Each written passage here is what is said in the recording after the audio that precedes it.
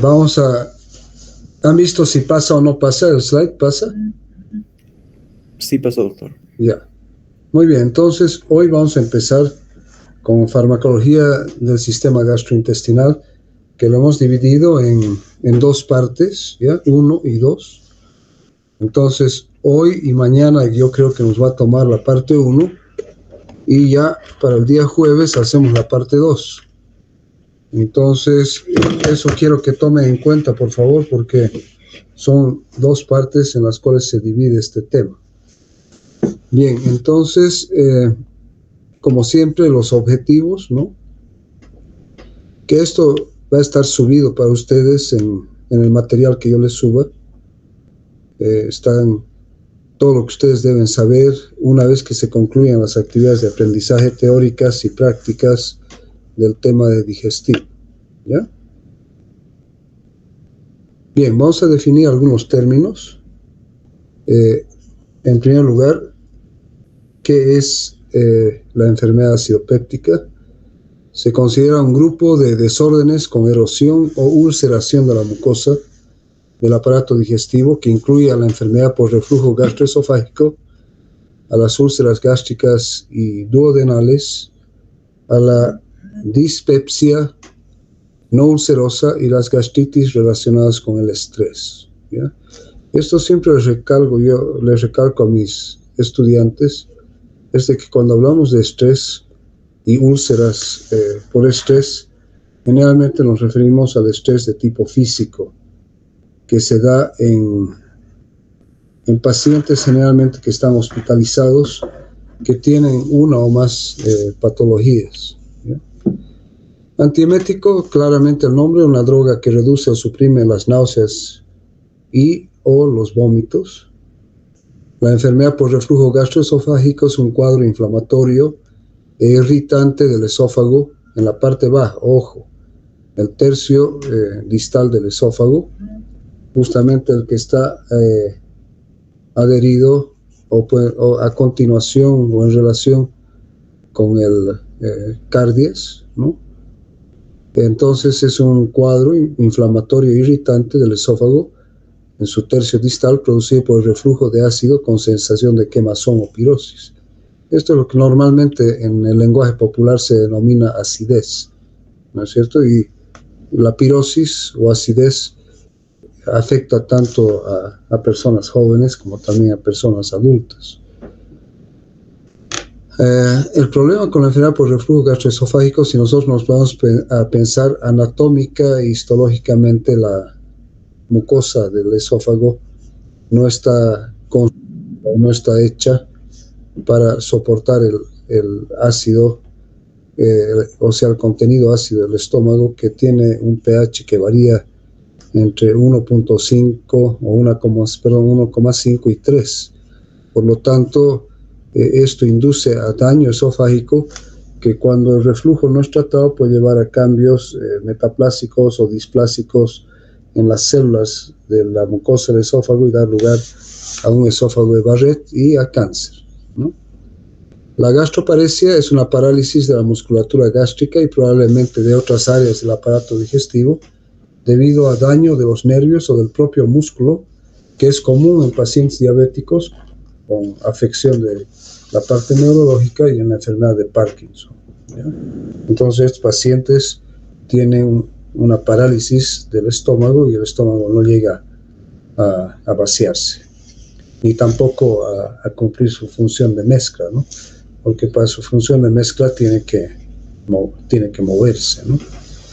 Enfermedad inflamatoria intestinal, desorden inflamatorio con inflamación y ulceración del colon y recto, que da lugar a una colitis ulcerativa, o del colon y porciones proximales del tracto gastrointestinal, incluyendo, o sea, no solamente el intestino grueso, sino también el intestino delgado, que se denomina la enfermedad de Crohn.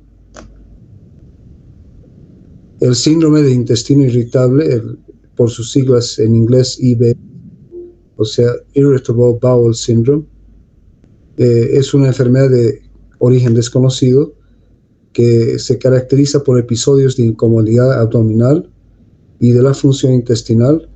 Cursa generalmente con diarrea, constipación o a veces hay de predominio diarreico o de predominio constipante, ¿no es cierto? O ambos, y que se caracteriza por distensión abdominal, meteorismo y dolor abdominal. Es muy común en mujeres y fundamentalmente en mujeres jóvenes. Procinético, una droga que incrementa la motilidad intestinal. Estos generalmente procinéticos se pueden utilizar, por ejemplo, para acelerar el vaciamiento gástrico o para estimular la actividad intestinal. La bomba de protones, hidrógeno, potasio, ATPasa, de las células parietales gástricas, que usa el ATP para la secreción ácida en el estómago y que es la compuerta final de la salida del ácido clorhídrico de las células parietales gástricas en la mucosa gástrica, ¿no? Bien, el estómago. ¿Qué funciones cumple el estómago? ¿Bien? Cumple, por un lado, funciones motoras y, por otro lado, funciones secretoras.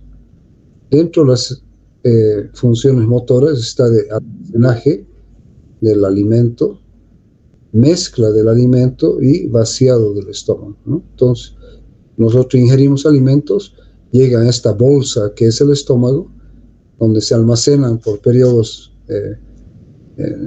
que varían de acuerdo al contenido, la cantidad del contenido y el tipo de alimento. Luego se mezclan con las secreciones del estómago, gástricas, como por ejemplo el ácido clorhídrico, la pepsina, el moco y el bicarbonato, ¿no es cierto? Y luego ocurre el vaciado del contenido gástrico, ¿ya? Y dentro de sus funciones secretoras hay que dividir de acuerdo a qué glándulas o a qué glándulas nos estamos refiriendo. Entonces, las glándulas oxínticas o gástricas en las células parietales secretan el ácido clorhídrico y el factor intrínseco. El factor intrínseco importante en la absorción de vitaminas del complejo B, especialmente la vitamina B12. Y luego las células principales, que son las que secretan el pepsinógeno, que luego se activa y se transforma en pepsina. Entonces, fíjense, las células parietales oxínticas secretan ácido clorhídrico y factor intrínseco, y las principales pepsinógeno, que se transforma en pepsina. Ya, estos dos elementos, el ácido clorhídrico y la pepsina, son fundamentales en la patología gástrica y duodenal y que da lugar a la enfermedad ácido péptica. Y las glándulas pilóricas, que secretan moco y gastrina, ¿ya? El moco como protector de la mucosa gástrica y la gastrina, que estimula la secreción ácida, como vamos a ver posteriormente. Bien, aquí hay otro cuadro esquemático, ¿no? Entonces, aquí toma en cuenta la mucosa gástrica, que divide en tres regiones: la zona glandular cardíaca, la glandular cardial, glandular oxíntica y glandular pilórica, ¿ya? La cardial, obviamente, se encuentra debajo del esfínter esofágico inferior y secreta moco, y este moco va mojando toda la mucosa gástrica, y va protegiendo a la misma de la acción de los factores agresores como el ácido clorhídrico, ¿ya? Ahora, la zona glandular oxíntica, que se encuentra encima de la escotadura angular, no sé si ustedes recuerdan la anatomía del estómago, y esta secreta ácido. Y la zona glandular pilórica, debajo de la escotadura angular, ¿ya? Esta está encima de la escotadura angular, está por debajo, cerca o próxima a la región pilórica, y esta secreta moco y hormona gastrina, ¿de acuerdo? Bien. Entonces, en este esquema vamos a ver cómo se produce la regulación de la secreción ácida del estómago, ¿ya? Por un lado, vean aquí las que estimulan la secreción ácida y las que inhiben la secreción ácida. Entonces, dentro de los que estimulan la secreción ácida está la gastrina, aquí está con el signo positivo, la histamina también positiva y la acetilcolina positiva. Entonces estos tres son estimulantes de la secreción ácida. Y la somatostatina es inhibidor de la secreción ácida. Todos ellos actúan a través de segundos mensajeros, ¿no? ¿Ya? Segundos mensajeros que van a actuar en distintos receptores y se van a dirigir hacia el lugar donde se secreta o se produce el ácido clorhídrico, ¿no? Y posteriormente, por acción de la bomba hidrógeno-potasio ATPasa, este ácido clorhídrico producido y en las glándulas del estómago va a ser secretado, ¿no es cierto?, hacia el lumen gástrico. ¿De acuerdo? Entonces ahí tenemos estas tres sustancias que son importantes, ¿no es cierto?, en la secreción ácida: gastrina, histamina y acetilcolina, que son estimulantes, y la somatostatina, que es inhibidor, y que la compuerta final de la secreción ácida está constituida por la bomba hidrógeno-potasio ATPasa. ¿De acuerdo? Entonces, si ustedes ven en este esquema, los fármacos antisecretores, ¿ya?, inhiben, por ejemplo, en el caso de los antihistamínicos, o actúan como su nombre indica, actuando como antagonistas de los receptores histamínicos 2, impidiendo la estimulación de estos y por lo tanto la secreción o la producción y secreción de ácido. La acetilcolina sobre receptores muscarínicos, como el receptor muscarínico M3, ¿no es cierto? Y la gastrina, que estimula de cierta manera ambos en la secreción ácida, ¿no? Aquí es otro esquema, ¿no es cierto?, donde tenemos, fíjense nuevamente lo que hemos visto, ¿ya? En este caso estamos viendo que por un lado el nervio vago, ¿no?, a través de los receptores M3 va a estimular a la histamina, ¿no es cierto?, en la célula parácrina, y esta histamina a su vez va a ser estimulada por la gastrina. Esta va a ir a actuar sobre los receptores histamínicos 2. Por otro lado, la misma histamina va a tener un doble efecto, ¿no? Uno, estimulando a los receptores muscarínicos, que van a su vez estimular a la histamina, ¿no es cierto? Y por otro lado, la gastrina, que va a ir directamente a estimular a la bomba hidrógeno-potasio ATPasa para la secreción ácida, ¿no es cierto? Y vemos que en este punto, en verde, están las prostaglandinas, ¿no?, que van a actuar a través del incremento de la MPC, ¿ya?, que fundamentalmente son las prostaglandina E2 y la prostaglandina 2, que van a ir a estimular la producción de AMPC y van a estar relacionadas con la secreción ácida. Y por último, las prostaglandinas E1, fundamentalmente, que van a estimular a la célula epitelial de la mucosa gástrica para producir moco y bicarbonato, que son los dos factores protectores de la mucosa gástrica. Entonces, por un lado tenemos los factores que estimulan la secreción ácida, ¿no?, que ya hemos dicho: gastrina, histamina, ¿no es cierto?, y la acetilcolina, estimulando a su vez la histamina, que va a ir a actuar sobre los receptores, y la gastrina, que va a estimular la secreción ácida a través de la bomba también hidrógeno-potasio ATPasa, y un tipo de prostaglandinas que va a ir a estimular el AMPC, que a su vez va a estimular la secreción de ácido. Y por otro lado, las prostaglandinas E1 fundamentalmente, que van a estimular la producción de moco y bicarbonato, que son factores de protección de la mucosa gástrica. Y aquí tenemos otro esquema, ¿no es cierto?, que también es bastante didáctico en el sentido de orientarnos en relación a la secreción ácida. Recordar que se secretan aproximadamente 1500 ml de ácido clorhídrico por día, que este ácido clorhídrico tiene un pH extremadamente bajo, de aproximadamente, mínimamente de 1,5, ¿ya? Se estimula la secreción del ácido clorhídrico por la acetilcolina a través del estímulo vagal, la histamina y la gastrina, que ya hemos visto, ¿no es cierto?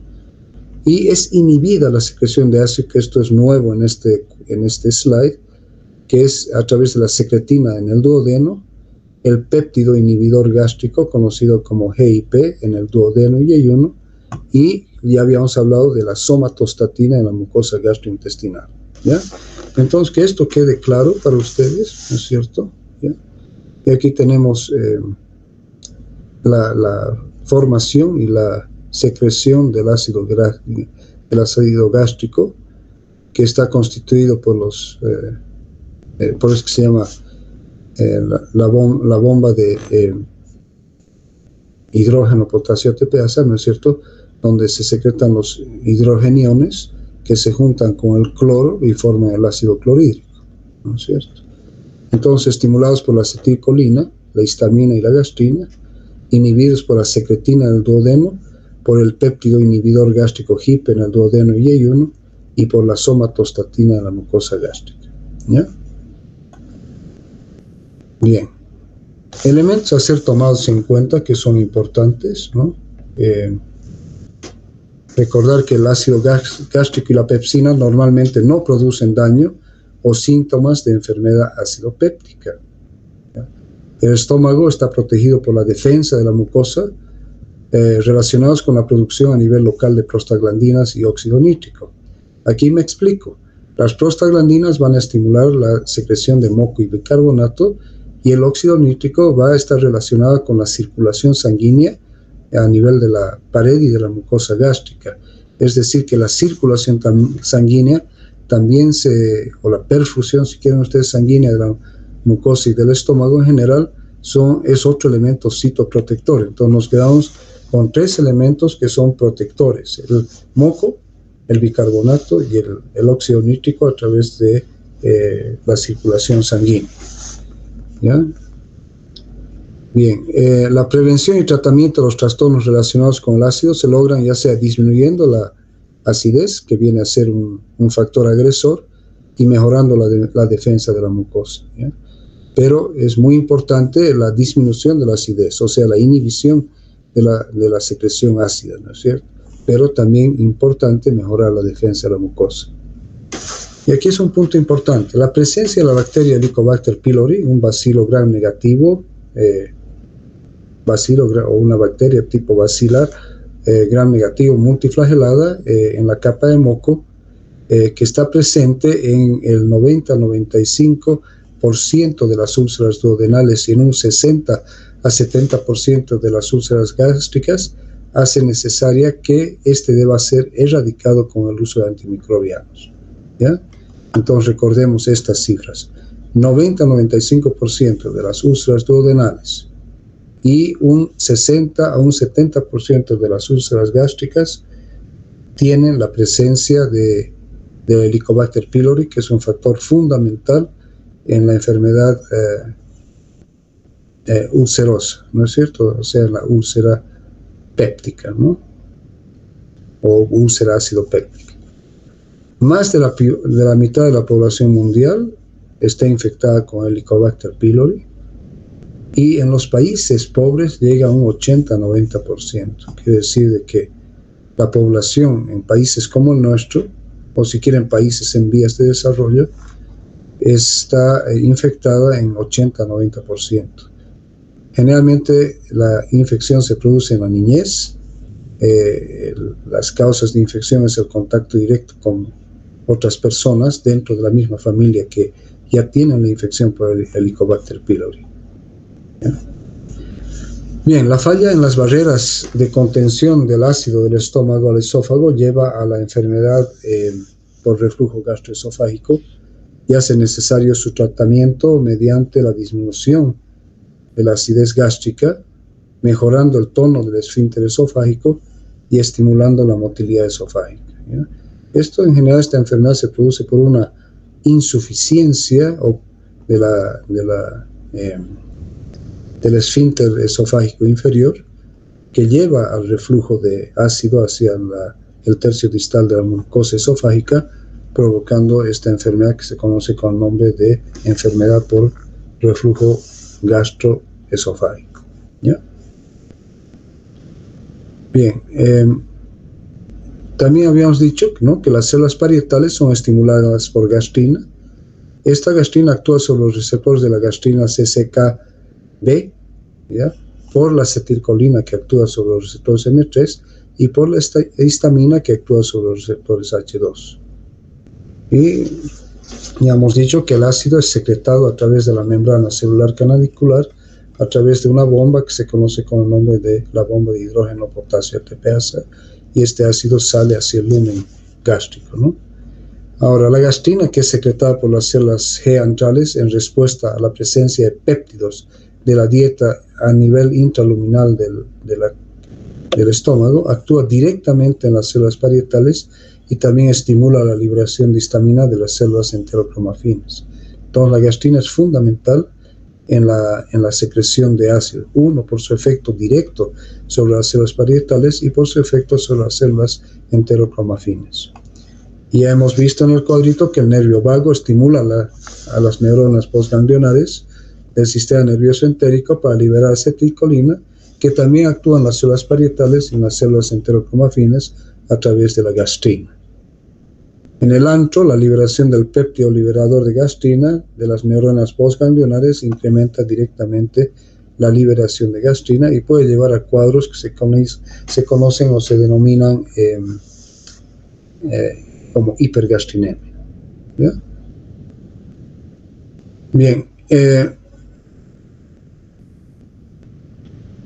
el incremento de las concentraciones intraluminales de hidrogeniones hace también que las células antrales de tipo D liberen somatostatina, y por lo tanto esta somatostatina, que las hemos visto en los anteriores slides, inhibe la liberación de gastrina en las células G. Esto es cuando los niveles ácidos son detectados por las células antrales tipo D, y esto hace que éstas liberen entonces la somatostatina para inhibir la secreción de gastrina, y al inhibir la secreción de gastrina se inhibe la secreción ácida también. Bien, entonces ya hemos dicho de que la liberación de acetilcolina también incrementa la secreción de gastrina en forma indirecta al inhibir la liberación de somatostatina por las células centrales tipo D. Entonces, fíjense de que hay un círculo, ¿no es cierto?, de control y de retroalimentación, ¿no? A mayor cantidad de ácido, mayor secreción de somatostatina, pero a su vez la acetilcolina inhibe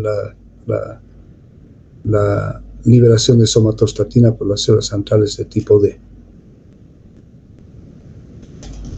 Bien, el sitio crítico de la histamina en la secreción gástrica de ácido se demuestra notablemente por la eficacia de los antagonistas de los receptores H2, o sea, los antihistamínicos H2, para disminuir la secreción gástrica de ácido, ¿no?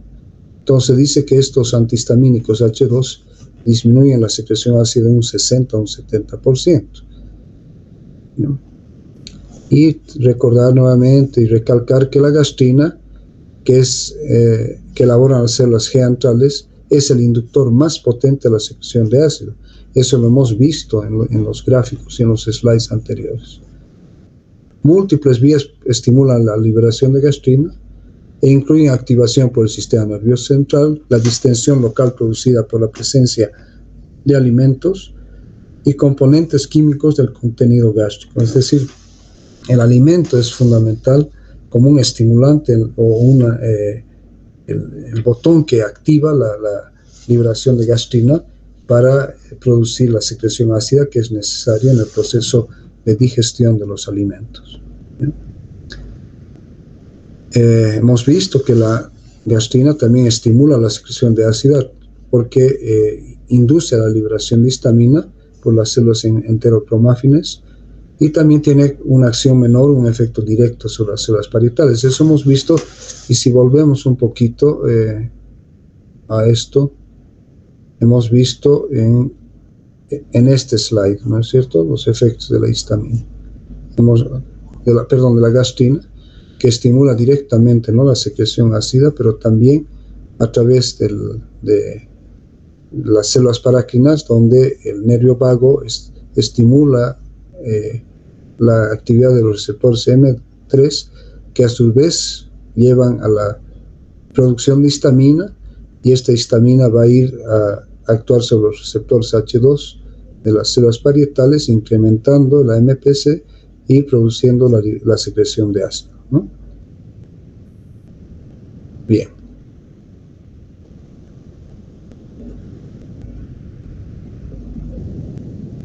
Bien, entonces en este slide vamos a ver que existen agentes irritativos locales, que son lo que también se denominan agentes agresores de la mucosa gástrica.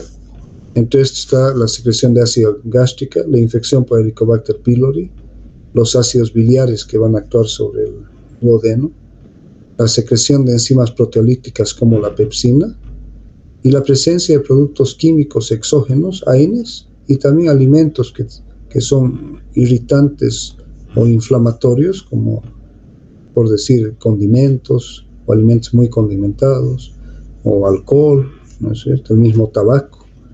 ¿Ya? Entonces estos son agentes agresores, y los mecanismos protectores que tiene la mucosa gástrica son: uno, la secreción de moco por parte de las células mucosas y su interacción y la producción con el bicarbonato, ¿no?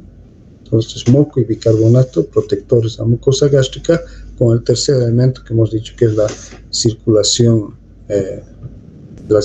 de sangre. Bien, concentraciones elevadas de ácido pueden por sí mismas producir una lesión aguda de la mucosa del tubo digestivo alto, ¿eh? Pueden producir, pero niveles de ácido más fisiológicos no causan una lesión directa, pero tienen un papel permisivo en el desarrollo de las ulceraciones, de las erosiones inducidas por otras causas, ¿no? Esto está claro. Concentraciones elevadas pueden provocar ya lesión de la mucosa, pero ya digamos niveles de ácido ya dentro de lo fisiológico no van a causar una lesión directa, pero van a tener cierto efecto o un papel permisivo en el desarrollo de estas lesiones. Con independencia de los factores que provoquen la lesión, la supresión de la secreción ácida es la principal opción terapéutica en este proceso, siempre y cuando estos procesos no estén relacionados con la presencia de Helicobacter pylori, ¿no es cierto? ¿Ya? Bien. Una vez establecida la lesión, la terapéutica con antisecretores consigue acelerar el tiempo de cicatrización del fenómeno ulceroso, ¿ya? Entonces, este efecto se da porque el pH del estómago, que habíamos dicho que junto con los alimentos, el quimo gástrico tiene un pH de entre 3 y 3.5, entonces el eliminar la secreción de ácido hace de que se eleve el pH. Y una vez que se eleva el pH, ¿no es cierto?, el entorno en el cual se encuentran las úlceras se va a volver más alcalino, y va a hacer de que estas úlceras puedan ir cicatrizando. Además de esto, esta terapéutica antisecretora potencia las acciones de tratamientos antibióticos empleados en las terapias erradicadoras de Helicobacter pylori, como vamos a ver posteriormente. Bien, entonces, las defensas gástricas contra el ácido, ¿no es cierto?, requiere de mecanismos que vayan a proteger tanto la mucosa gástrica como la parte inferior o distal del esófago, ¿ya? Y la principal defensa del esófago es el esfínter esofágico inferior, cuando éste es continente, cuando éste es funcionante, ¿ya? Este esfínter esofágico inferior impide el reflujo de los contenidos gástricos ácidos al esófago, pero en ciertas condiciones este esfínter esofágico inferior se torna insuficiente, incompetente, ¿no es cierto? Por ejemplo, en casos de hernia de hiato, hace de que parte del estómago pase hacia a través del diafragma hacia la cavidad gástrica, y esto hace de que el ácido pueda refluir debido a la insuficiencia del esfínter esofágico. Ahora, el estómago, ya hemos dicho que se protege a través de la secreción de moco y bicarbonato, pero también hemos dicho que el flujo sanguíneo adecuado a la mucosa, ¿no es cierto?, tal vez por actividad metabólica o requerimientos de oxígeno altos de la mucosa gástrica, también se protege a través de la circulación sanguínea. En este otro cuadro podemos ver el sistema subepitelial de defensa. Tenemos los fosfolípidos de las membranas, ¿no es cierto?, que a través de la acción de la fosfolipasa A2 da lugar al ácido araquidónico, y este ácido araquidónico da lugar a la formación de prostaglandinas, ¿no es cierto? Obviamente que estas prostaglandinas provienen de la ciclooxigenasa. Ahora, la ciclooxigenasa se divide en 1 y 2. Ciclooxigenasa 1, ciclooxigenasa 2. La ciclooxigenasa 1 es constitutiva, se encuentra en forma constitutiva en el estómago, en las plaquetas, en los riñones y en las células endoteliales. Y mantiene la integridad de la mucosa gastrointestinal, de la función renal y de la agregación plaquetaria. Esto hay que recordar. Entonces, COX-1, constitutiva, ¿no es cierto? Citoprotectora, ¿de acuerdo? ¿Ya? Por eso que la inhibición de la ciclooxigenasa 1 va a llevar a producir efectos adversos sobre estas estructuras. Estómago, plaquetas, pero en el caso de las plaquetas es terapéutico también, en los riñones y en las células endoteliales. ¿Ya? En cambio, la ciclooxigenasa 2 es inductiva, es inducida por la lesión, es inducida por la inflamación. ¿Ya? Se encuentra presente en macrófagos, en leucocitos, en fibroblastos y en las células sinoviales. Entonces, es importante que el sistema subepitelial de defensa de la mucosa gástrica está íntimamente relacionado con las prostaglandinas constitutivas dependientes de la COX-1.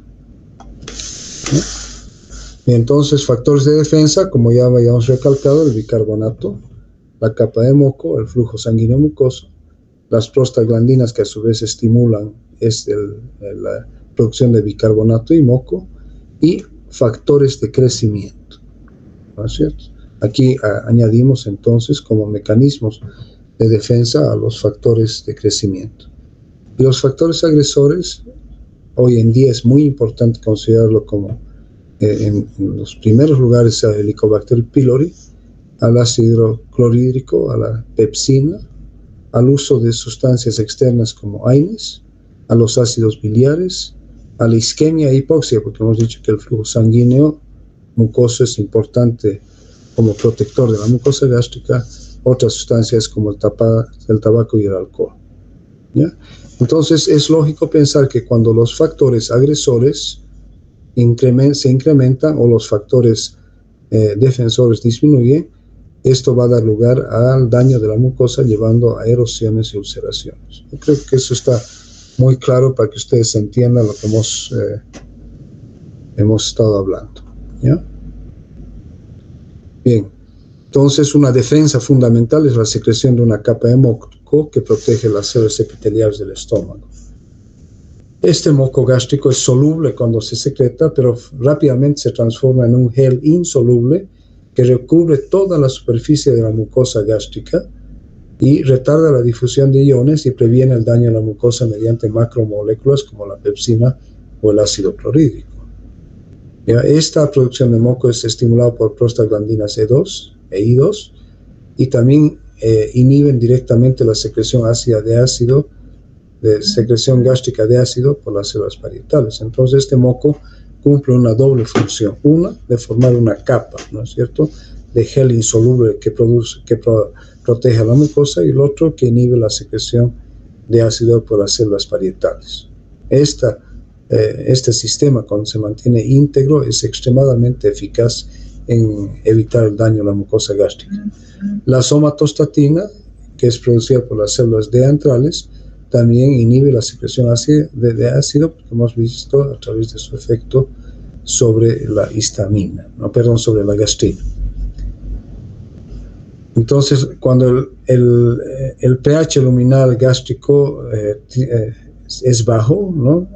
Por ejemplo, está en 3, estimula la liberación de somatostatina, que a su vez suprime la producción de gastrina en un asa o en un círculo de retroalimentación negativa. Es lo que yo les decía anteriormente, que a mayor acidez, entonces se va a ir a activar la somatostatina para inhibir la producción de gastrina e inhibir la acción de la histamina en la secreción ácida, ¿ya? Entonces, las células que elaboran somatostatina están disminuidas en pacientes con infección por Helicobacter pylori, y la consiguiente reducción del efecto inhibidor de esta somatostatina puede contribuir a su vez a la producción excesiva de gastrina, y esto llevar a una mayor secreción ácida, y por lo tanto ser fundamental en la producción o en la lesión de la mucosa gástrica. Bien, ¿cuáles son las manifestaciones clínicas de la enfermedad, de las enfermedades acidopépticas? A esto lo vamos a llamar dispepsia, ¿ya? Dispepsia, o sea, relacionada a la enfermedad acidopéptica. En primer lugar, dolor. El ácido causa dolor, pero no daño tisular cuando su secreción es fisiológica. Cuando la secreción es de mayores cantidades o grandes cantidades de ácido, sí puede llevar a lesión tisular. Pero no, esto estamos hablando, ¿no es cierto?, de secreciones normales de ácido. La pepsina que se vuelve activa, o sea, proveniente del pepsinógeno y que se activa en el medio ácido, digiere las capas mucosa muscular y vascular del estómago e intestino. Puede, por lo tanto, llegar no solamente a producir ulceraciones, sino también llegar a producir una perforación de estas úlceras, provocando hemorragias, a veces muy severas. Otra manifestación de la dispepsia es malestar y distensión abdominal, ¿ya? Como algo y se me hincha mi estómago, ¿no es cierto?, en lenguaje popular. Náuseas y o vómitos. Saciedad temprana, has comido un poco y ya te sientes lleno, o sea, es como si hubieras comido una vaca entera, ¿no es cierto? Pero esto es provocado por la enfermedad acidopéptica. Flatulencia, el exceso de gases, y la dificultad para tolerar alimentos grasos o comidas completas, ¿no es cierto? Los alimentos grasos, como por ejemplo los pasteles fritos, asociados al API, que son tan comunes en nuestro medio, por ejemplo, son ejemplos de estos alimentos que no son tolerados por personas que tienen una enfermedad acidopéptica. ¿Cuáles son las causas de dispepsia? ¿Ya? Dentro de las causas de dispepsia está la úlcera gástrica, la úlcera duodenal, y aquí un elemento importante que es el cáncer gástrico, ¿no? Entonces, ante un cuadro de dispepsia, normalmente el médico al cual acude el paciente, o la institución a la cual acude el paciente, debería realizar una endoscopía digestiva alta para poder ver si la naturaleza de la úlcera gástrica y o duodenal sea de carácter benigno o sea de carácter maligno. Si es de carácter benigno, obviamente que se va a utilizar antisecretores, pero los antisecretores pueden también enmascarar un cáncer gástrico, de ahí que no estarían indicados a no ser que se demuestre que la úlcera no es maligna y que es benigna. Dentro de las causas de dispepsia que no son ulcerosas y no cancerosas, existe lo que se denomina la dispepsia funcional, la pirosis y la indigestión, ¿ya? Aquí en nuestro medio, debido a la dieta del cochabambino, existe muchas, muy comúnmente, cuadros de dispepsia. Entonces, más del 20% de las dispepsias son debidas a úlcera y menos de 1% a cáncer. Si esto ustedes dicen es muy poco, sí, pero ante la sospecha, ¿no?, ante un cuadro dispéptico, hay que descartar un cáncer. La mayoría de las dispepsias se deben a gastritis, a duodenitis, a esofagitis por reflujo, que es muy común, y a causas no obvias, es decir, causas que no se pueden determinar. Ahí entraría también la dispepsia funcional. Bien, dentro de la etiopatogenia, ¿ya?, de estos cuadros dispépticos está la presencia de Helicobacter pylori. el uso de AINES, el daño mucoso relacionado al estrés, la hipersecreción de ácido en el síndrome de Zollinger-Ellison, infecciones virales, la insuficiencia vascular, que hemos hablado que es importante como factor de protección, la radiación, la quimioterapia, aspectos genéticos propios de cada uno de nosotros, o sea, de cada individuo, los hábitos y costumbres, importante, alcohol, tabaquismo, alimentos muy condimentados, etcétera, etcétera. Y dentro de la etiopatogenia también hay que considerar la idiopática, es decir, que existe dispepsia, pero no se puede determinar una causa específica que esté causando esto. Bien, tomando en cuenta todo lo anterior, tenemos objetivos terapéuticos en el tratamiento de estas patologías. En primer lugar, tratamiento de la úlcera, ¿ya? El tratamiento de la úlcera es fundamental en el tratamiento de la dispepsia, ¿no es cierto?, para solucionar el problema dispéptico. El rápido alivio de los síntomas, el acelerar la curación de la úlcera, es decir, el de promover la cicatrización de la úlcera, el prevenir la recurrencia de esta úlcera, especialmente cuando esta úlcera es causada por la presencia de Helicobacter pylori, que muchas veces tiene una alta incidencia de recurrencia. Reducir las complicaciones relacionadas con la úlcera, hablemos particularmente de dos que pueden poner en riesgo la vida de los pacientes. Uno, la perforación de la úlcera, y dos, la hemorragia, ¿no es cierto? Luego, reducir la morbilidad y reducir la mortalidad. Porque pacientes con una hemorragia digestiva importante se pueden morir, ¿no es cierto? ¿Ya? Bien,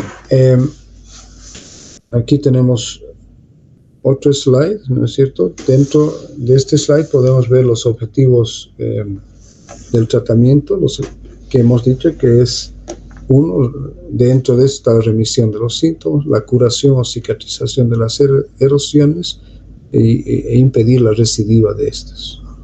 Dentro del tratamiento no farmacológico, ¿ya? Tenemos dejar de fumar, ¿ya? Restricción del alcohol, evitar alimentos que causen molestia y empeoren los síntomas, por ejemplo, hemos dicho frituras o alimentos muy condimentados o los cítricos. No tomar productos lácteos porque estos pueden llevar a un efecto de rebote, es decir, que al actuar en realidad como antiácidos, anulan el efecto del ácido, pero posteriormente existe un fenómeno de rebote que aumenta la secreción ácida, por eso dice no tomar productos lácticos. Y fraccionar la dieta y crear horarios de comida, es decir, no comer abundantemente, es mejor fraccionar la dieta, comer en pequeñas cantidades, lo que va a repercutir positivamente en el tratamiento no farmacológico. Bien, el tratamiento farmacológico básicamente se divide en tres. Uno, inhibir la secreción ácida por parte de la célula parietal. Aquí entrarían los agentes antisecretores. Otro, neutralizar el ácido una vez secretados a la luz gástrica. Aquí tendríamos los antiácidos. Y en tercer lugar, proteger la mucosa gástrica. Aquí tendríamos los protectores de la mucosa, ¿ya? Entonces, básicamente, fíjense que el tratamiento farmacológico se basa en tres grupos de fármacos: los antisecretores, los antiácidos y los protectores de la mucosa. ¿De acuerdo? Bien, ¿cuáles son los agentes antisecretores? Básicamente y fundamentalmente son dos grupos. Uno, los inhibidores de la bomba de protones, y por otro lado, los antihistamínicos H2.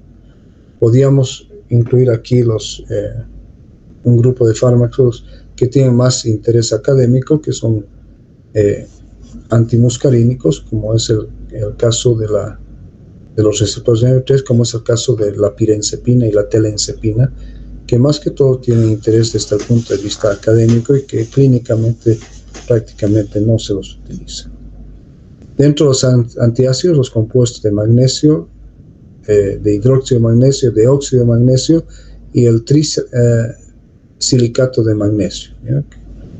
O y los compuestos de aluminio, donde están el hidróxido y carbonato de aluminio, y la combinación de ambos, es decir, de los compuestos de magnesio y de aluminio, una combinación de magnesio-aluminio, el bicarbonato sódico y el carbonato sódico, ¿ya? El magnesio puede producir diarrea y el aluminio puede producir constipación. Entonces, la asociación de productos que contengan magnesio y aluminio hace que este efecto, ya sea diarreico y constipante, se anule, ¿no es cierto? Por eso que esta es la combinación que se presenta en muchísimos antiácidos. Y por último, los protectores de la mucosa, el sucralfato, los análogos de las prostaglandinas y las sales de bismuto, ¿ya? Bien, vamos a empezar hablando de los antagonistas H2. Los antagonistas de los receptores H2. Estos receptores H2 se encuentran en la membrana vasolateral de las células parietales. No son bloqueados por los antihistamínicos H1, ¿ya? Sino son bloqueados por los antihistamínicos H2.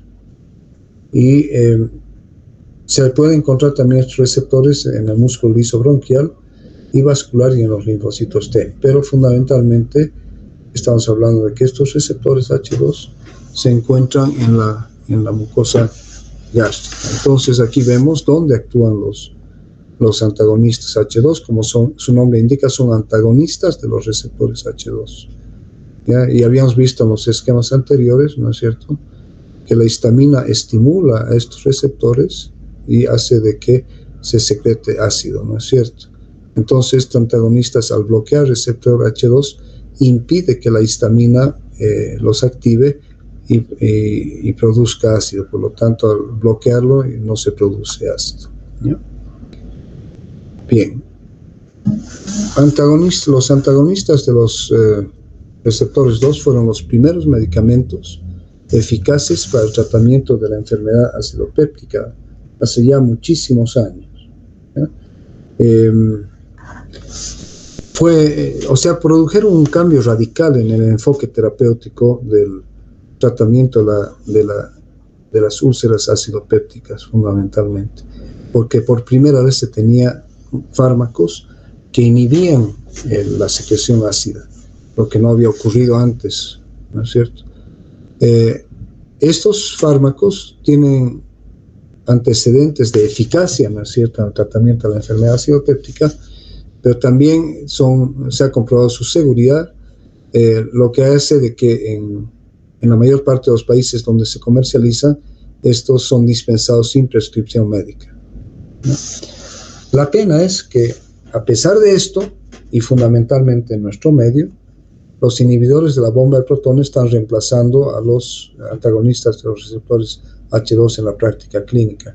Y ustedes se preguntarán por qué. Porque los inhibidores de la bomba de protones inhiben casi en el 98% la secreción ácida, por lo tanto son más eficaces como inhibidores de la secreción ácida que los antihistamínicos H2. Pero de cierta manera también tienen mayores efectos adversos que estos antihistamínicos, a pesar de ser más eficaces en la inhibición de la secreción ácida, ¿ya? Entonces, los antagonistas de los receptores H2 inhiben la producción de ácido, compitiendo de manera irreversible con la histamina por su unión a los receptores H2 en la membrana vasolateral de las células parietales. Son, ya hemos dicho, menos potentes que los inhibidores de la bomba de protones. Había dicho al comenzar la clase que inhiben en un 60 a 70% la secreción ácida, ¿ya? Comparativamente hablando, obviamente que esto es mucho más bajo que la inhibición de la secreción ácida producida por los inhibidores de la bomba de protones, pero siguen siendo eficaces. 60-70% es bastante alto la inhibición de la secreción de ácido.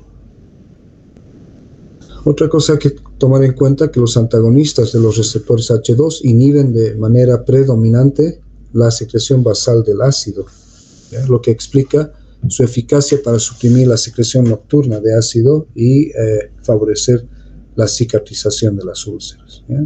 Entonces, esto es importante. Entonces, el uso de antihistamínicos H2 es más eficaz cuando se los administra de noche, ¿ya? Bien, dentro de sus características farmacocinéticas, se absorben con rapidez, ya por vía oral, alcanza valores séricos máximos, fíjense, en un tiempo relativamente corto, de 1 a 3 horas.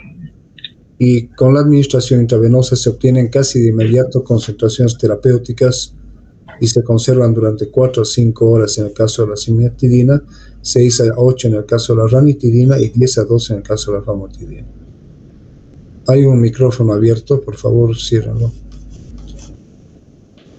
Bien, se excretan por los riñones mediante filtración y secreción tubular renal. Cuando existe alguna falla renal, es importante reducir la dosis, ¿no es cierto? Porque si se excretan por filtración y secreción, entonces cualquier alteración en este proceso de filtración y secreción puede llevar a la acumulación de estos y por lo tanto aumentar el efecto, ¿no es cierto? ¿Cuáles son las reacciones adversas e interacciones farmacológicas? Suelen tolerarse muy bien, ya les he dicho, son muy seguros, tienen una incidencia baja, fíjense, menor al 3% de efectos adversos, que comúnmente incluyen diarrea, cefalea, somnolencia, fatiga, dolor muscular y estreñimiento. Entonces pueden provocar o diarrea o estreñimiento, pueden provocar dolor de cabeza, pueden provocar somnolencia y fatiga, ¿no? Pero esto, fíjense que es una incidencia en menos del 3%. Y ya efectos adversos menos comunes, pueden producir confusión, delirio, alucinaciones, habla farfullante y cefaleas, fundamentalmente en pacientes de mayor edad, ¿ya? Entonces ahí hay que tomar en cuenta, pero son fármacos muy seguros, ¿ya? Y como les decía, infelizmente en nuestro país ya no se los comercializa con excepción de la ranitidina, que es un inhibidor de la secreción ácida muy importante en los hospitales y clínicas, pero que también infelizmente está siendo reemplazada por el omeprazol. Aquí está un poquito, ¿no?, de características farmacocinéticas. Los fármacos antihistamínicos H2 más conocidos, ¿ya? En primer lugar, el prototipo, la cimetidina, ¿ya? Luego tenemos, en segundo lugar, la ranitidina, la famotidina, la nisatidina y la roxatidina, ¿ya? Normalmente los más conocidos son la ranitidina, la famotidina y la nisatidina. Pero también hay que recordar que el prototipo es la cimetidina, ¿de acuerdo? Y las vidas medias, ¿no?, aquí son más o menos similares, con excepción de la roxatidina, que tiene una vida media más larga. Pero a pesar de que las vidas medias no son muy largas, estos se pueden administrar de 1 a 2 veces al día, es decir, cada 12 horas o cada 24 horas, ¿ya? Entonces recordar estos, ¿no? El prototipo, el original, cimetidina, ranitidina, famotidina, nisatidina y la roxatidina. Y también un poquito de las dosis, que es la parte importante, ¿ya? ¿Cuál es la dosis de la cimetidina? 800 miligramos por día. De la ranitidina, 300 miligramos al día, que se puede dividir en 150 cada 12 horas, al igual que de la nisatidina, también 300, 150 cada 12 horas. La famotidina, 40, 20 miligramos cada 12 horas, o 40 miligramos una vez al día, y la roxatidina de 150 miligramos por día, ¿ya? Bien, se puede administrar también por vía endovenosa, la cimetidina, que no la tenemos en nuestro medio, pero sí la ranitidina, que es muy utilizada en el ambiente hospitalario en nuestro medio, que se administra por vía endovenosa. Cuando es en bolo intermitente se hace 50 miligramos cada 6 a 8 horas, pero cuando se utiliza la venoclisis continua se hace de 6,25 a 12,5 miligramos por hora, ¿ya? Entonces en nuestro medio tenemos la ranitidina. No tenemos cimetidina y no tenemos ya prácticamente famotidina. Entonces, indicación: cicatrización de las úlceras gástricas y duodenales, reflujo gastroesofágico, pirosis, o sea, acidez, ¿no? Y agruras. Tratamiento de las recurrencias de úlceras causadas por AINES y por Helicobacter pylori es parte fundamental en el tratamiento de profiláctico, por ejemplo, de pacientes que deben utilizar AINES, pero también es fundamental en el tratamiento erradicador del Helicobacter pylori y además promoviendo la cicatrización de las úlceras, ¿no es cierto? En el síndrome de Zollinger-Ellison y cuando existe un riesgo de aspiración ácida pulmonar en preoperatorio. ¿Ya? Entonces, sí, con esta inhibición de la secreción ácida pueden impedir el daño producido por una broncoaspiración en el preoperatorio de pacientes que van a ser sometidos a cirugía. Bien, ¿cuáles son las reacciones adversas más comunes? Hemos dicho cefalea, diarrea, náuseas o estreñimiento. Puede haber mialgias o artralgias, fatiga y puede haber somnolencia, pacientes de más edad, ¿no es cierto? Contraindicaciones, ya hemos dicho, no se debe enmascarar el cáncer gástrico mediante el uso, por eso que ante la presencia de una dispepsia de duración prolongada y de manifestación importante, se debe realizar una endoscopía alta. Hipersensibilidad a estos fármacos, insuficiencia renal y hepática, que puede ser relativa a la renal, porque se puede modificar las dosis, el embarazo y la lactancia. Interacciones, el problema original de la cimetidina es que producía una fuerte unión a la citocromo P450 porque su vía metabólica era a través de la citocromo P450, ¿ya? Y al utilizar esta vía metabólica de la citocromo P450 puede interactuar con otros fármacos que utilizan la misma vía, como es el caso de hipnóticos sedantes como las benzodiazepinas, la imipramina, la lidocaína, el propanolol, la teofilina, la nifedipina, el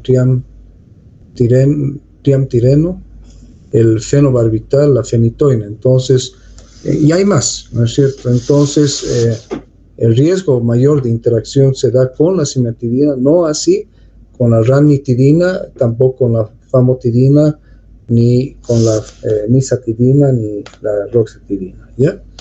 Entonces, menor grado de interacción. Otro problema dentro de las reacciones adversas es de que el uso de estos por 8 a 12 semanas después del inicio del tratamiento puede dar lugar a tolerancia. Es decir, que el efecto terapéutico conseguido con la dosis inicial ya no es así de eficaz y por lo tanto en teoría habría que aumentar la dosis.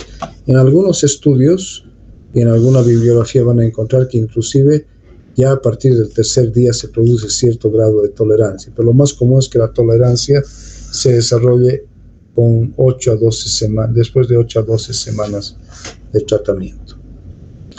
Bien, estas son más o menos las dosis, ¿ya?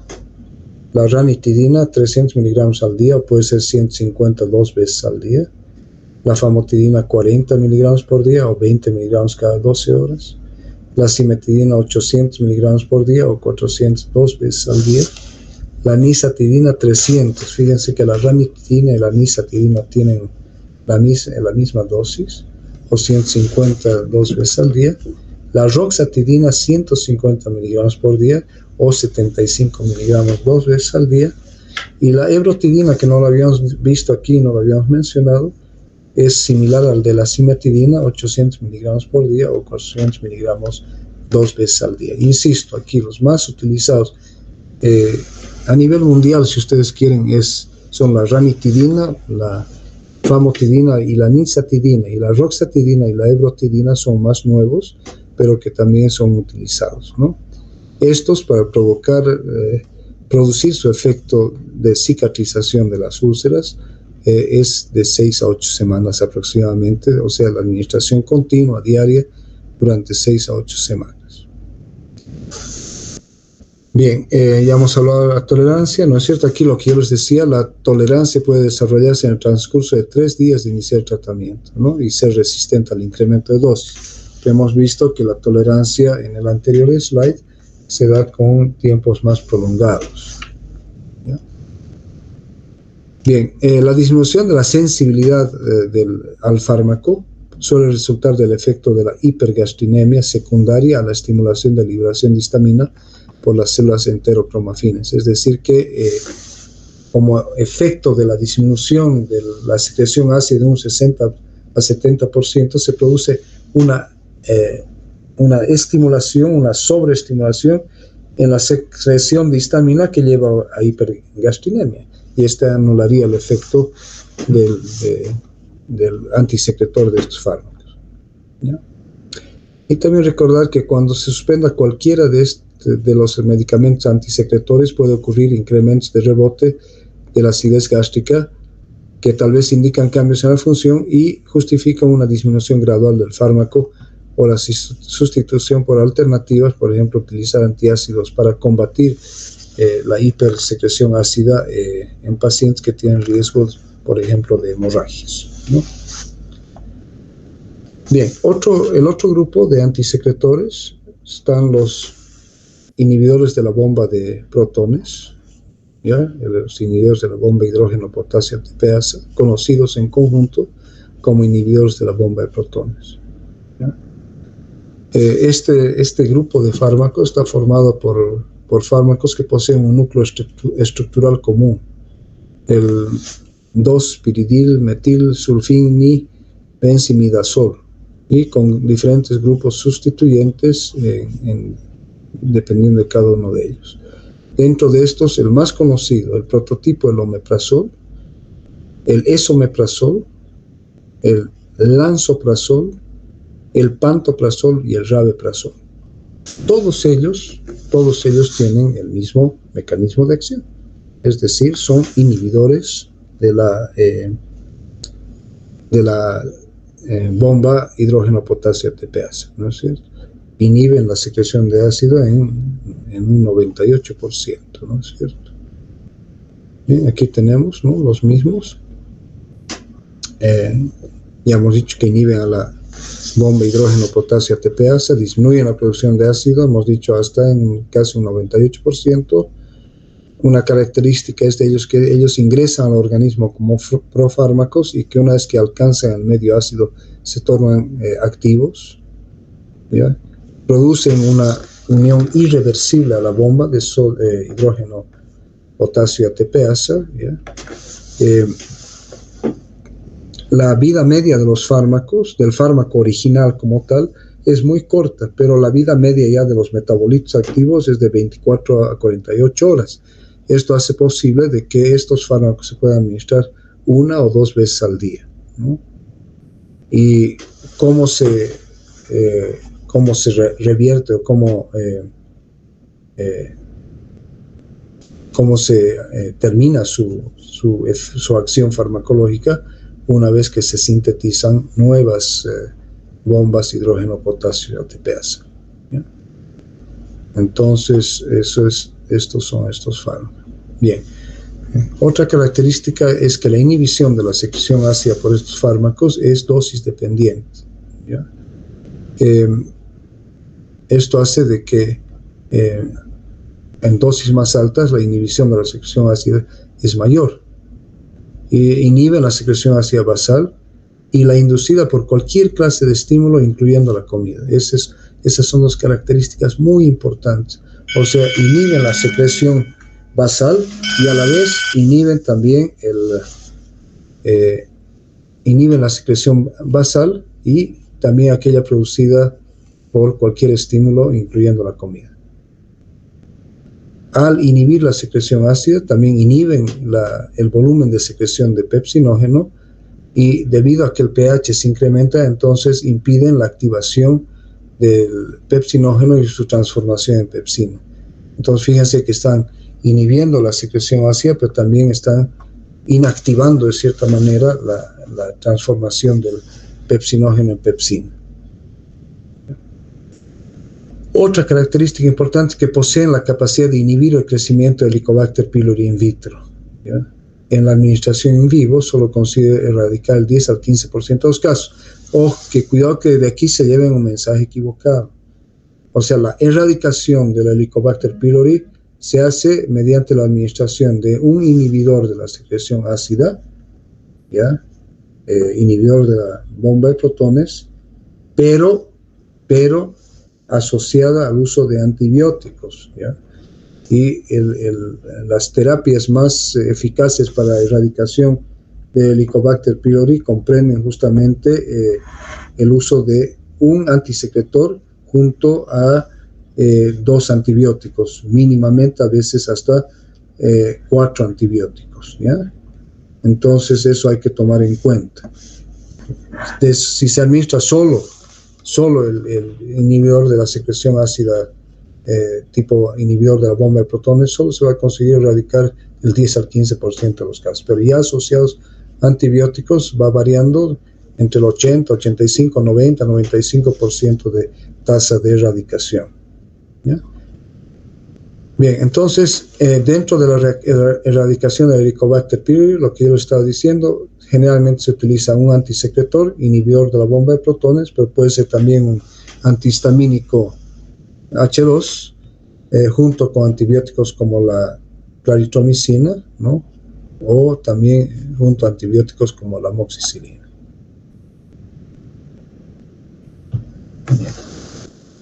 Entonces, aquí es otro slide solamente para recordar, ¿no?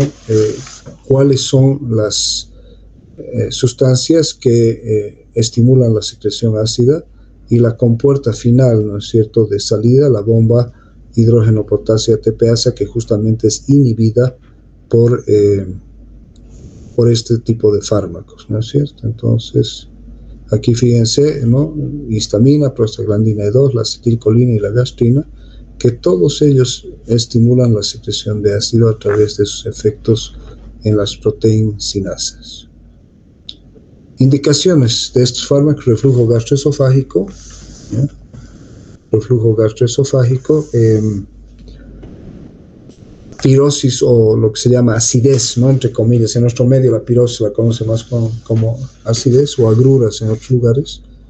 Dolor epigástrico, indigestión ácida, cicatrización de úlceras gástricas y duodenales, tratamiento de las recurrencias de úlceras causadas por el uso de AINES o por la presencia de Helicobacter pylori, o tratamiento, ¿no es cierto?, de erradicación de la Helicobacter pylori cuando existen úlceras asociadas a la presencia de Helicobacter pylori y el síndrome de Zollinger-Ellison, ¿ya? Son las más eficaces, ojo, las más eficaces en el tratamiento de la enfermedad por reflujo gastroesofágico, ¿ya? Los inhibidores de la bomba de protones. No así los antihistamínicos H2, ¿ya? Entonces, fármacos de primera elección realmente en el reflujo gastroesofágico son los inhibidores de la secreción ácida tipo inhibidores de la bomba de protones, ¿ya? Un poco la farmacocinética. Cuando hay estos cuadros, a mí me gusta recalcar algunas cosas, ¿no? Entonces aquí tenemos distintos fármacos. El más utilizado, el omeprazol, sí utiliza el metabolismo hepático vía la citocromo P450, pero no da lugar a efectos adversos como daba en los antihistamínicos H2 tipo cimetidina, ¿ya?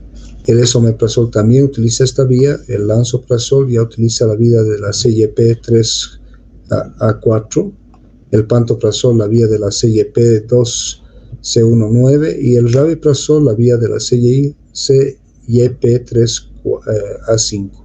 Entonces, aquí se diferencian estos, ¿no es cierto?, fármacos en relación a su metabolismo hepático, ¿ya? Fíjense que todos ellos tienen una excelente distribución. Fíjense, 95, 97, 98%, siendo que el lansoprazol es que tiene mejor distribución, ¿ya? Todos ellos se absorben bastante bien. El que menos se absorbe es el rabeprazol y el omeprazol, pero el omeprazol llega hasta 65%. Entonces, fíjense de que si tomamos en cuenta los valores, el porcentaje más alto es omeprazol 70% de absorción, el omeprazol 65%, el lansoprazol 90%, el pantoprazol 75% y el más bajito sería el rabeprazol, Contraindicaciones para el uso de estos fármacos: hipersensibilidad, fundamentalmente, ¿ya? Interacciones incrementan los efectos, la warfarina, el diazepam y la ciclosporina, y disminuyen su depuración a través de la CYP2C19, el disulfiram y la fenitoína, y a través de la CYP1A4, la imipramina y la teofilina. Entonces, ¿qué diríamos aquí? Que no deberían administrarse cuando se está utilizando, por ejemplo, warfarina. Reacciones adversas: flatulencia, rash, eritema, mialgias o artralgias, estreñimiento o diarrea, alopecia con el uso prolongado, dolor abdominal y náuseas. Muy bien, las presentaciones de estos fármacos: tenemos el esomeprazol, que viene en tabletas de 20 y 40 miligramos, el omeprazol, que viene en cápsulas y también comprimidos, pero generalmente cápsulas de 20 y 40 miligramos, y también para administración endovenosa, polvo y ampolleta, que contiene 40 miligramos. Este hecho de que el omeprazol pueda administrarse por vía endovenosa está haciendo que inclusive vaya reemplazando en el ambiente hospitalario a la ranitidina, que era o sigue siendo de cierta manera aún la más utilizada en la profilaxis y tratamiento de problemas de úlceras. El lansoprazol viene en tabletas de 15 y 30 miligramos y en forma líquida de jarabe para uso en pediatría, también de 15 a 30 miligramos por ml, por 5 ml, que esto se puede fraccionar. El pantoprazol vía oral, cápsulas de 20 a 40 miligramos, pero también se puede utilizar, fíjense, igual que el omeprazol, por vía endovenosa en ampolletas que contienen 40 miligramos, ¿no? Entonces, similar uso. Y el rabeprazol viene en tabletas de 10 y de 20 miligramos. Esto es entonces para que ustedes recuerden la presentación de estos fármacos. Recordar, y aquí estoy haciendo hincapié, que el omeprazol y el pantoprazol pueden ser administrados por vía endovenosa, ¿no es cierto? El resto se administran por vía oral, ¿ya? Recordar, todos por vía oral, incluyendo omeprazol y pantoprazol. Pero dentro de todos estos, ¿ya?, el omeprazol y el pantoprazol pueden administrarse por vía endovenosa. Las dosis, ¿no es cierto? Aquí está, por este lado, que están las dosis en miligramos y los cuadros en los cuales se debería utilizar, ¿ya? Entonces tenemos esomeprazol, omeprazol, lansoprazol, pantoprazol y rabeprazol. Entonces fíjense que en agruras e indigestión, las dosis serían de 20 para el ESO y para 10 para el omeprazol, para el lansoprazol 15, para el pantoprazol 20 y para el rabeprazol 20. Esto es a demanda, es decir, no se utiliza continuamente. Generalmente se utiliza en el momento en que uno siente pirosis, acidez, agruras o indigestión, ¿ya? En el tratamiento de úlceras gástricas y duodenales, todos ellos, o sea, eso, ome y pantoprazol en 40, el lansoprazol 30 y el rabeprazol 20. En profilaxis, ya como profilaxis, reducimos la dosis a la mitad. En el esomeprazol de recaídas de úlcera, 20, el omeprazol a 20, el lansoprazol mantenemos en 30, no se baja, el pantoprazol 20 y el rabeprazol se mantiene a los 20. En las gastritis, tratamiento de las gastritis por uso de AINES, se puede utilizar cualquiera, ojo. Aquí solamente está el lansoprazol, ¿ya? Porque es el que más habitualmente se utiliza, pero todos estos en teoría se pueden utilizar en el tratamiento de gastritis, todos ellos. En tratamiento del síndrome de Solling a 15 miligramos, este a 20, este a 20, este a 20 y a 20 en el tratamiento de gastritis por uso de AINES, ¿sí? En el tratamiento del síndrome de Zollinger-Ellison, fíjense que ya las dosis aumentan. El esomeprazol de 20 a 40, miren el omeprazol de 20 a 80. El lansoprazol, fíjense, dosis mínima de 60 a 120. El pantoprazol de 20 a 60 y el rabeprazol 40. Entonces, fíjense que en el tratamiento del síndrome de Zollinger-Ellison, la dosificación es alta en relaciones. Y en la erradicación del en la erradicación del Helicobacter pylori, las dosis que vamos a ver posteriormente, 20 a 40 miligramos de eso, en el caso del omeprazol 20 a 40, el lansoprazol 30, se mantiene siempre 30, pantoprazol 40 y el rabeprazol 20. ¿Ya? Entonces estas son las dosis, cuando decimos 20 a 40 son 20 cada 12 horas, ¿no? En el caso del esomeprazol y el omeprazol. ¿Ya? En el caso del lansoprazol 30 cada 12 horas, en el pantoprazol 40 cada 12 y en el rabeprazol 20 cada 12. ¿Ya? Entonces estos son más o menos las pautas de dosificación. ¿Cuáles son las precauciones? ¿Ya?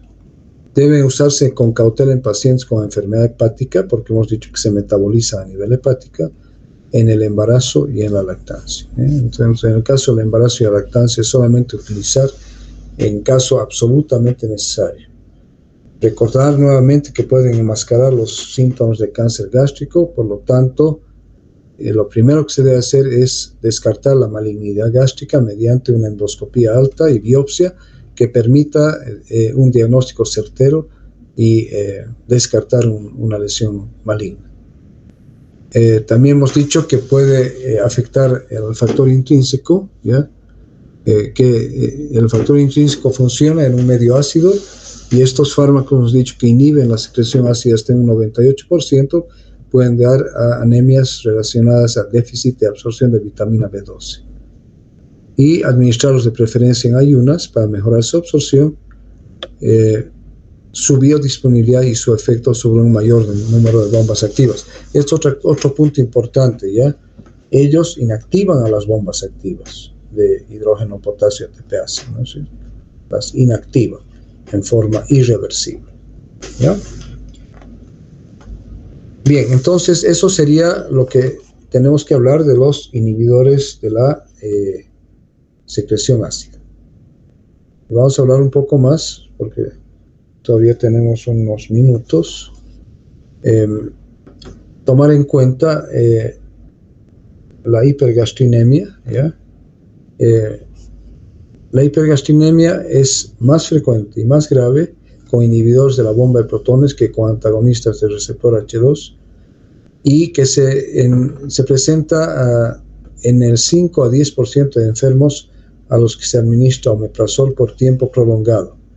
¿Ya? Entonces hay que tomar en cuenta que no es que la hipergastrinemia se va a producir inmediatamente, sino que la hipergastrinemia se produce cuando se utiliza durante más tiempo y se producen valores de gastrina mayores a 500 nanogramos por litro.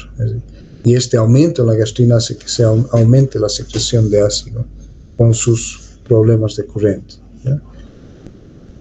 También hemos mencionado de que la administración por largos periodos de tiempo puede inducir a esta hipergastrinemia que va a dar lugar a un fenómeno de rebote con incremento de la secreción ácida, que normalmente debe ser tratado con protectores de la mucosa o con antiácidos, ¿no? Sin embargo, otro problema dentro de los efectos adversos que me olvidé mencionar, hay estudios que relacionan el uso prolongado del omeprazol con daño renal, ¿ya? De ahí que, digamos, en pacientes que tienen riesgo de daño renal se debería utilizar más los antihistamínicos. Muy bien.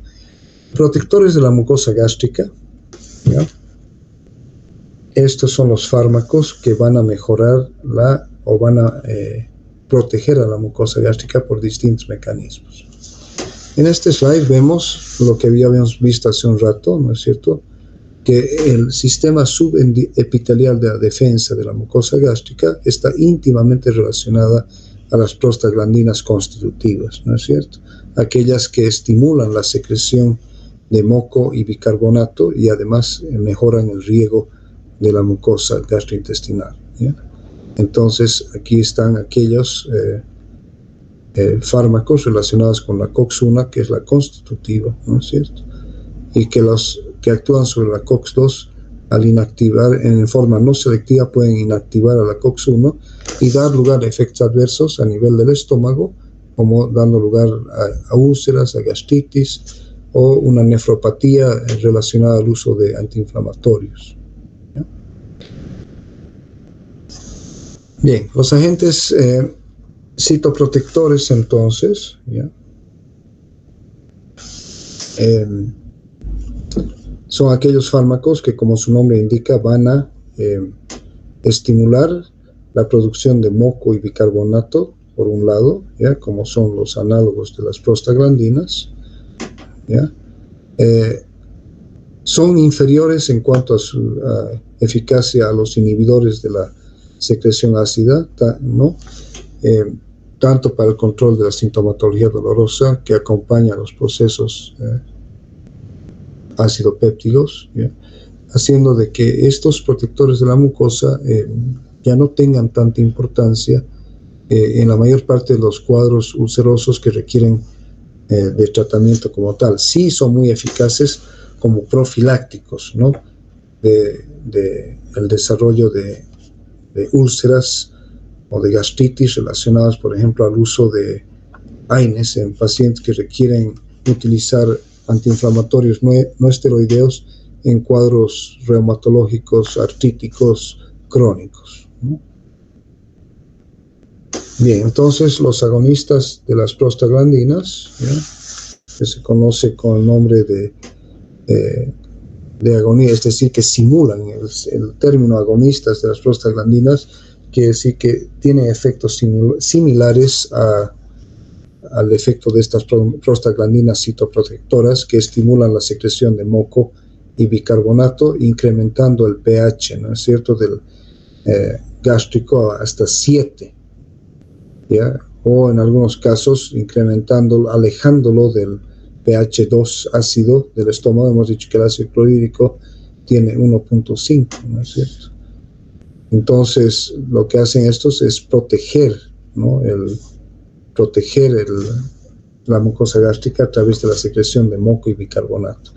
Y el fármaco prototipo de los análogos de las prostaglandinas es el misoprostol, ¿ya? Entonces, el misoprostol, al ser un análogo, lo que va a hacer es estimular la secreción de moco y de bicarbonato. Bien, la prostaglandina E2 y la prostaciclina I2 o la prostaglandina I2 son las principales prostaglandinas que sintetiza la mucosa gástrica. Estas prostaglandinas se unen a los receptores de EP3 en las células parietales y estimulan la vía gastrointestinal, disminuyendo en consecuencia el AMP cíclico intracelular y la secreción gástrica de ácido, ¿ya? Esto habíamos visto en los anteriores slides, que el AMP cíclico, el incremento de AMP cíclico a través, por ejemplo, de la gastrina y de la histamina, hacen de que se incremente la secreción ácida.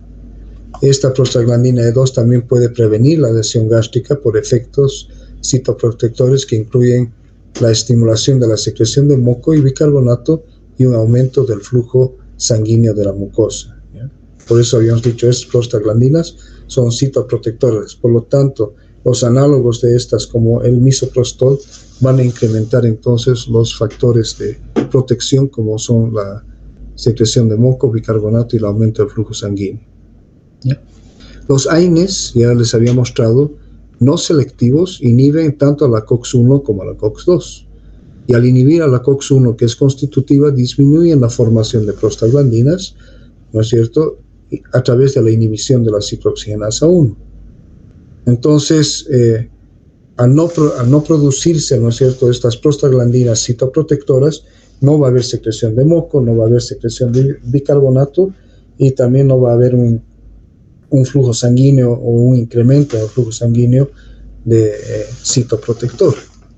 Entonces, a la administración de estos análogos, como de las prostaglandinas, como el misoprostol, estamos actuando no a través de los mecanismos normales de la secreción de moco y bicarbonato y del incremento de la secreción sanguínea, y esto es un efecto muy útil en la profilaxis del desarrollo de úlceras por el uso de AINES en forma crónica. Entonces, la inhibición, el grado de inhibición de la secreción gástrica por el misoprostol está relacionado de manera directa con su dosis. Ya las dosis orales de 100 a 200 picogramos inhiben de manera importante la secreción basal de ácido hasta en un 95% de supresión, que sin embargo, fíjense que es tan alto como el uso de antisecretores como el del tipo de los inhibidores de la bomba de protones, ¿ya? O la secreción de ácido estimulada por la presencia de alimento en el estómago, que llega a producir una inhibición de hasta el 85%. Entonces estamos viendo que sin alimentos llega a 95% de supresión de la secreción y 85% en el caso de la presencia de alimentos. Entonces, ¿cuál es la dosis a recomendarse para su administración? Es de 200 picogramos 4 veces al día. Ya, ahora, en esto tienen que tomar en cuenta que normalmente estos análogos de las prostaglandinas no se utilizan, ojo, no se utilizan para el tratamiento de la enfermedad ulcerosa. Sí se podrían utilizar, pero no se usan. Se usan más como profilaxis para el desarrollo de úlceras inducidas por la supresión de la ciclooxinasa 1 constitutiva por el uso de AINES en forma prolongada, fundamentalmente en enfermedades reumáticas donde los pacientes tienen que utilizar estos antiinflamatorios en forma crónica, ¿no? Bien, entonces, ¿cuáles son algunos de estos inhibidores, de estos análogos de las prostaglandinas? Los derivados de la prostaglandina E1 o 2, el E1 es el misoprostol, el rioprostil, el trimoprostil y el arbaprostil.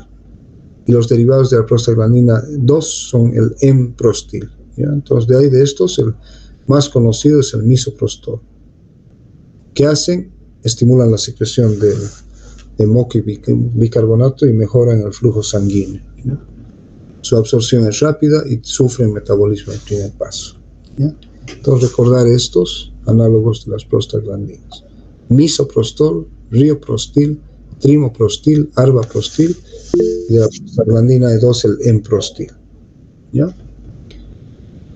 Bien, entonces en este cuadrito didáctico, ¿no? ¿Qué es el misoprostol? El misoprostol es un análogo sintético de la prostaglandina E1, que hemos visto en el anterior slide, ¿no es cierto? ¿Ya? Se absorbe bien tras su administración por vía oral, sufre rápidamente metabolismo y efecto del primer paso que da lugar al misoprostol, que va, al ser análogo de la prostaglandina, va a tener un efecto citoprotector, ¿ya? Fíjense que la acción citoprotectora es rápida, se observa a los 30 minutos y dura unas 3 horas.